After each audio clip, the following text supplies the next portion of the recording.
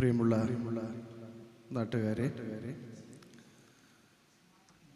SSFന്റെ പ്രധാന പ്രവർത്തകരെ,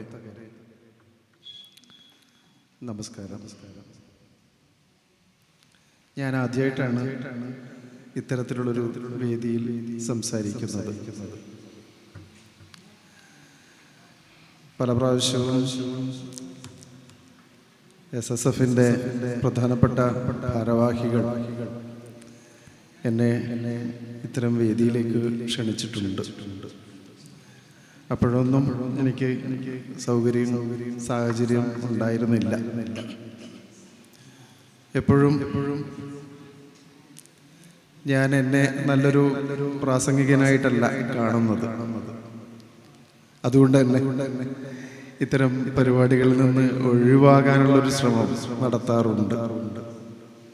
പക്ഷേ നമ്മുടെ ഉസ്താദ് ഒരു വട്ടമല്ല, എത്രയോ വട്ടം വിളിച്ചപ്പോൾ അത് നിഷേധിക്കാൻ എനിക്ക് സാധിച്ചില്ല. ഞാൻ ഈ പ്രാർത്ഥനകളും കീർത്തനങ്ങളും ഭക്തി സാന്ദ്രമായ ഈ അന്തരീക്ഷത്തെ സത്യം പറഞ്ഞാൽ അതിൻ്റെ അർത്ഥം അറിയില്ലെങ്കിലും അത് തരുന്നൊരു ഭാവം, അത് പടച്ചവനോട് നടത്തുന്ന ഉള്ളലിഞ്ഞ പ്രാർത്ഥന, അത് നമുക്ക് തരുന്നൊരു ശാന്തത, സമാധാനം. എനിക്ക് തോന്നുന്നു ഇസ്ലാം മുന്നോട്ട് വെക്കുന്ന വളരെ പ്രധാനപ്പെട്ട ഒരാശയം സമാധാനപൂർണമായ ഒരു ജീവിതം എന്നുള്ളതാണ്. ഞാൻ മനസ്സിലാക്കിയെടുത്തത് അങ്ങനെയാണ്. സലാം, സലാല എന്ന് പറയുന്ന അറബ് പദത്തിൽ നിന്ന് വന്ന അത്തരത്തിലാണ് ഞാൻ അതിനെ മനസ്സിലാക്കിയെടുത്തത്. കഴിഞ്ഞ ഒരു 20 ദിവസം ഞാൻ ഭൂമിയിലെ ഒരു സ്വർഗമുണ്ടെങ്കിൽ അത് ഇതാണ് എന്ന് നമ്മുടെ ആദ്യ പ്രധാനമന്ത്രി പണ്ഡിറ്റ് ജവഹർലാൽ നെഹ്റു പറഞ്ഞ ജമ്മു കാശ്മീരിലായിരുന്നു. കാശ്മീരിന്റെ ആ മനോഹരമായ താഴ്വരകളിലൂടെ അലഞ്ഞ് നടന്ന സമയത്തൊക്കെ ഈ സമാധാനം എങ്ങനെയാണ് മനുഷ്യന് ഉണ്ടാക്കിയെടുക്കുക? ഓരോ മനുഷ്യനും നമ്മുടെ മുന്നിൽ വന്നുപെടുന്ന ശ്രീനഗറിലായാലും പഹൽഗാമിലായാലും ദൂത്പത്രിയിലായാലും ഏത് സ്ഥലത്തും നമ്മുടെ മുന്നിൽ വന്നുപെടുന്ന അതിസാധാരണക്കാരായ മനുഷ്യർ. നിങ്ങൾക്ക് അറിയാമെന്ന് തോന്നുന്നു, ജമ്മു കാശ്മീരിൽ 95% ഇസ്ലാം മത വിശ്വാസികളാണ്. പക്ഷെ ഓരോ ആളുടെ മുഖത്തും അത്ര സമാധാനപൂർണമായ ഒരു ഭാവമായിരുന്നില്ല. എന്തോ എവിടെയോ എപ്പോഴെങ്കിലും സംഭവിച്ചേക്കാം എന്നൊരു മട്ട് അവരുടെ ഉള്ളു പിടയുന്നത് കാണാമായിരുന്നു. പക്ഷെ ഞങ്ങള് എവിടുന്നാണ് വരുന്നതെന്ന് ചോദിക്കുമ്പോൾ കേരളത്തിൽ നിന്നാണ് എന്ന് പറയുമ്പോൾ അവരുടെ കണ്ണിലും മുഖത്തും വിരിയുന്ന സന്തോഷം അത്ഭുതപ്പെടുത്തി. അവര് ഞങ്ങളെ ക്ഷണിക്കുകയാണ്, വീട്ടിലേക്ക് ക്ഷണിക്കുകയാണ്.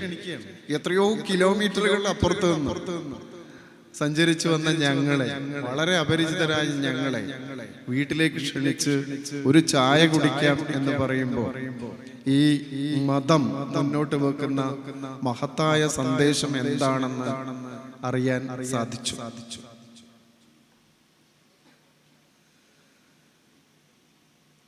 വൈക്കം മുഹമ്മദ് ബഷീറിന്റെ വളരെ പ്രസിദ്ധമായ ഒരു കഥയുണ്ട്.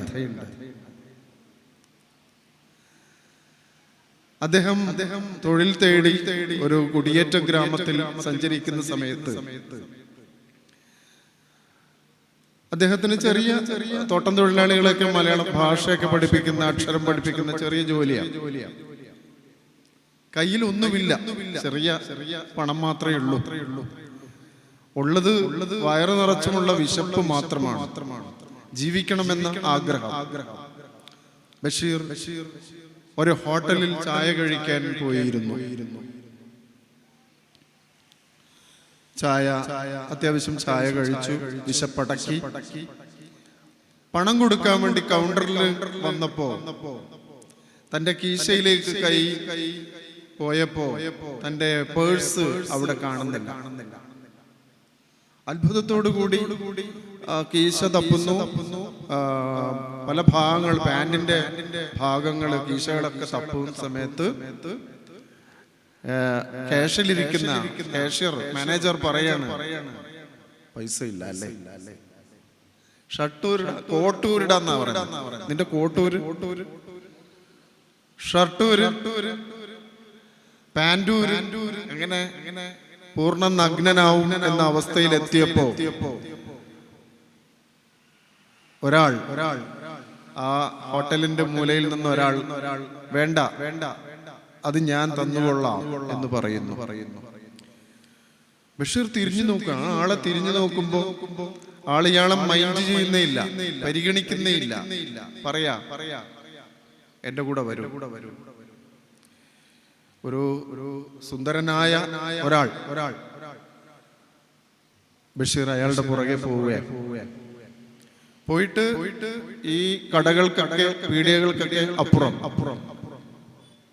ഒരു പാലത്തിന്റെ അടിവശത്തേക്ക് പോയിട്ട് ഇയാൾ തന്റെ കോട്ട് വിടർത്തി കാണിച്ചിട്ട് പറയുന്നു ബഷീറിനോട്, ഇതിലേതാണ് നിന്റെ പേഴ്സ് എന്ന് പറയൂ. ആ കോട്ടിന്റെ ഉള്ളറകളിൽ നിറയെ പേഴ്സാണ്. അപ്പൊ ബഷീർ പറയാണ്, പടച്ചോനെ, ഇതാണോ ദൈവം?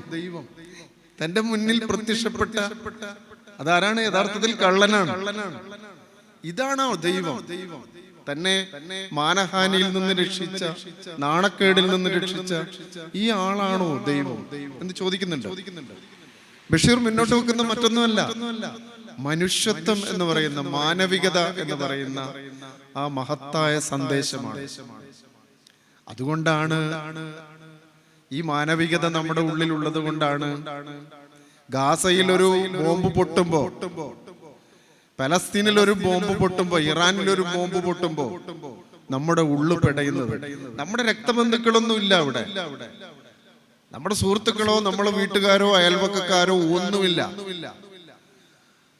ലക്ഷക്കണക്കിന്, ആയിരക്കണക്കിന് കുഞ്ഞുങ്ങൾ, പതിനായിരക്കണക്കിന് കുഞ്ഞുങ്ങളെയാണ് ഗാസയിൽ കൊന്നൊടുക്കിയത്. ഇപ്പൊ നമ്മുടെ അമേരിക്കൻ മുതലാളി ട്രംപ് ചെയ്യുന്നതോ കുഞ്ഞുങ്ങളെ കശാപ്പ് ചെയ്യുക. ഇത് ചെയ്ത മറ്റൊരാളുണ്ട് ചരിത്രത്തിൽ. അയാളുടെ പേര് നമ്മുടെ പട്ടികൾക്കൊക്കെ ഇടാറുണ്ടായിരുന്നു, നായകൾക്കിടുന്ന പേരാ ഹിറ്റ്ലർ. ലക്ഷക്കണക്കിന് ആളുകളെ, കുട്ടികളെ പിടിച്ചുകൊണ്ടുപോവുക, കുടുംബത്തോടുകൂടി പിടിച്ച് തടവിലാക്കുക.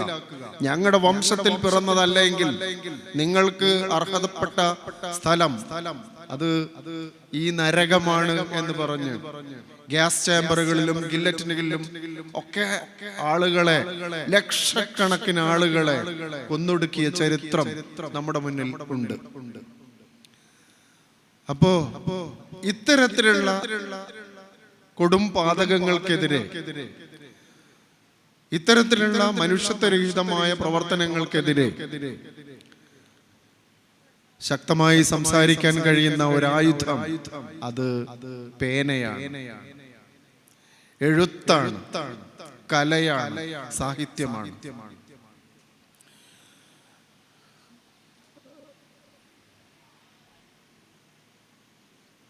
ചില സിനിമകളുടെ മലയാളത്തിലേക്ക്, ആ സിനിമകളുടെ തിരക്കഥകൾ മലയാളത്തിലേക്ക് വിവർത്തനം ചെയ്യാനുള്ളൊരു ഭാഗ്യം എനിക്ക് ലഭിച്ചിട്ടുണ്ട്. കൂടുതലും ഇറാൻ പടങ്ങളാണ്. ഇറാൻ പടങ്ങളുടെ translation, Gabbeh, colour of paradise എന്നൊക്കെ പറയുന്ന 5-6ഓളം സിനിമകൾ ഞാൻ ട്രാൻസ്ലേറ്റ് ചെയ്തിട്ടുണ്ട്. അപ്പൊ അതിനകത്തൊക്കെ ഈ ഭാഷയ്ക്ക് അതീതമായിട്ട്, ഇവിടെ സീമാന്തരങ്ങൾ എന്ന തലക്കെട്ട് തന്നെ, സീമാന്തരങ്ങളാണ് സാഹിത്യം. സീമയ്ക്ക് അപ്പുറമാണ്, അതിർത്തികൾക്ക് അപ്പുറത്തേക്ക് കടക്കുന്നതാണ്. അവിടെ ഭാഷയില്ല, വാക്കുകളില്ല, അക്ഷരങ്ങളില്ല. അതിനൊക്കെ അപ്പുറത്തേക്ക് നമ്മുടെ മനസ്സുകളെ കൊണ്ടുപോകാൻ പറ്റുന്ന സാഹിത്യം, സിനിമ. ഞാൻ പറഞ്ഞു വന്ന ഇതാണ് സിനിമ. കാണ്ഡഹാർ എന്ന് പറയുന്ന ഒരു സിനിമയുണ്ട്, അത് ഞാൻ ട്രാൻസ്ലേറ്റ് ചെയ്തിട്ടുണ്ട്. കാണ്ഡഹാർ എന്ന് പറയുന്ന സിനിമയിൽ അഫ്ഗാനിസ്ഥാനിലൂടെ സഞ്ചരിക്കേണ്ടി വരുന്ന ഒരു പെൺകുട്ടിയുടെ കഥയാണ്. അവളുടെ ആങ്ങള അവിടെ നഷ്ടപ്പെട്ടു പോയിരിക്കുന്നു, ആങ്ങളെ മിസ്സായിരിക്കുന്നു. ആ ആങ്ങളയെ തേടിയിട്ടുള്ളൊരു യാത്രയാണ്. ഈ സിനിമ എങ്ങനെ പിടിച്ചതെന്ന് വെച്ചാൽ, അഫ്ഗാനിസ്ഥാനിലെ ആളുകൾ ആരും അറിയാതെ ക്യാമറ ഒളിപ്പിച്ചു വെച്ച് വളരെ കഷ്ടപ്പെട്ടൊക്കെയാണ് ആ സിനിമ പിടിച്ചത്, ഉണ്ടാക്കിയെടുത്തത്. ഭയരഹിതമായ, നേരത്തെ അതിലാണ് തുടങ്ങിയത്, ഭയരഹിതമായ ജീവിതം, ദൈവത്തിൽ അർപ്പിച്ചുകൊണ്ടുള്ള സമാധാനപൂർണമായ ജീവിതം. ഇത് സ്വപ്നം കണ്ടിട്ട് ഒട്ടേറെ എഴുത്തുകാർ സ്വന്തം ജീവിതം പണയപ്പെടുത്തിയിട്ട്. ഞാൻ നേരത്തെ ഹിറ്റ്ലറിന്റെ കഥ പറഞ്ഞു. ആൻ ഫ്രാങ്ക് എന്ന് പറയുന്ന ഒരു പെൺകുട്ടിയുണ്ട്. ആൻ ഫ്രാങ്ക് 14-16 വയസ്സുകളിൽ മരിച്ചുപോയി. മരിച്ചതല്ല, കൊന്നതാ. ആര്? ഹിറ്റ്ലർ. ആ കുട്ടിയുടെ അച്ഛനെയും അമ്മയെയും സഹോദരിയെയും ഒക്കെ ചേർന്നുള്ള ആ കുടുംബത്തെ വീട്ടുതടങ്കലിലാക്കുകയും, തടങ്കലിലാക്കിയ സമയത്ത് കുട്ടി ഒരു മോചനം എന്നുള്ള നിലയിൽ, സ്വാതന്ത്ര്യം എന്ന നിലയിൽ സ്വപ്നം കാണുകയും തനിക്ക് കിട്ടിയ ടിഷ്യൂ പേപ്പറുകളിൽ വരെ, പേപ്പറുകളൊന്നും കിട്ടാനില്ല, ടിഷ്യൂ പേപ്പറിൽ വരെ തൻ്റെ സ്വപ്നങ്ങൾ, ആഗ്രഹങ്ങൾ, തൻ്റെ ജീവിതം, ഈ പീഡനങ്ങൾ എങ്ങനെയൊക്കെയാണ് എന്ന എഴുതി കുറിക്കുകയുണ്ടായി. എഴുത്ത് ഭാഷകൾക്കൊക്കെ അപ്പുറത്തായിട്ട് നമ്മുടെ മതഗ്രന്ഥങ്ങൾക്ക് ശേഷം, ബൈബിളിനും ഖുറാനും ഒക്കെ ശേഷം ഏറ്റവും കൂടുതൽ, ലോകത്തിൽ ഏറ്റവും കൂടുതൽ പ്രചാരമുള്ള കൃതിയാണ് ആൻ ഫ്രാങ്കിന്റെ ഡയറി കുറിപ്പ്. 16 വയസ്സിൽ കുട്ടി കൊല്ലപ്പെട്ടു. അപ്പൊ അത്തരത്തിൽ ഭാഷ എന്ന് പറയുന്നത്, സാഹിത്യം എന്ന് പറയുന്നത് നമ്മുടെ എല്ലാ വിലക്കുകളെയും സീമാന്തരങ്ങളെയും അതിർത്തികളെയും എല്ലാം ലംഘിച്ചുകൊണ്ട് കടന്നു പോവുകയും ഈ അതിർത്തിക്ക് അപ്പുറമുള്ള ഓരോ മനുഷ്യന്റെയും വേദനയും ചങ്കിടിപ്പും ഒക്കെ മനസ്സിലാക്കുകയും അതിനുവേണ്ടി പ്രവർത്തിക്കുകയും ചെയ്യുന്നു എന്നുള്ളതാണ്. ഞാൻ ഇങ്ങനെയൊന്നും സംസാരിക്കണമെന്ന് കരുതിയ ആളല്ല. ഈ സീമാന്തരങ്ങളാണ് എന്നെ കൂടുതൽ കടത്തിക്കൊണ്ടുപോയത്. എന്ത് തന്നെയായാലും ഈ സുന്ദരമായ ഈ ഗ്രാമത്തിൽ SSF നടത്തുന്ന ഇത്തരത്തിലുള്ള പ്രവർത്തനങ്ങൾ ഞാൻ വളരെ അത്ഭുതത്തോടു കൂടിയിട്ടാണ് കേട്ടിരുന്നത്. 33 വർഷം, 33ാമത്തെ വർഷം ഇത്തരത്തിലൊരു പ്രവർത്തനം നടത്തണമെങ്കിൽ അതിൻ്റെ അടിത്തട്ട് മുതലുള്ള പ്രവർത്തനങ്ങൾ എത്രമാത്രം ഗംഭീരമായിരിക്കണം.